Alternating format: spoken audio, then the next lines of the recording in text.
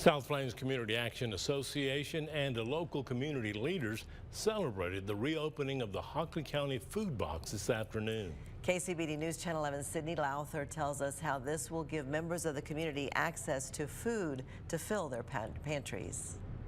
We operate from the premise that in this country, no one should be hungry. The South Plains Community Action Association started the Hockley County Food Box 40 years ago when the community expressed a need for food.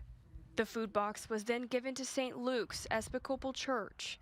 In August of 2022, the church closed down, so the food box fell back into the hands of the SBCAA. We want to make sure that people in Hockley County, people in Levelland and the South Plains community have access to food and are able to come and get food to fill their pantries. Samantha Mendoza, the communications director of the SBCAA, says not only is food insecurity a global issue, it is in our backyards, and they are always in need of volunteers and donations. He estimates that we get around 300 boxes donated each month, so there is a need here.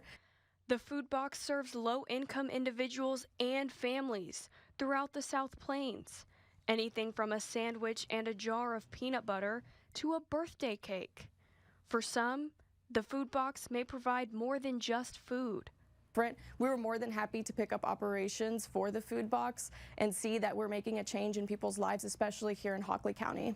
If you are interested in getting a food box card, the application process is simple, and Mendoza encourages you to come in person.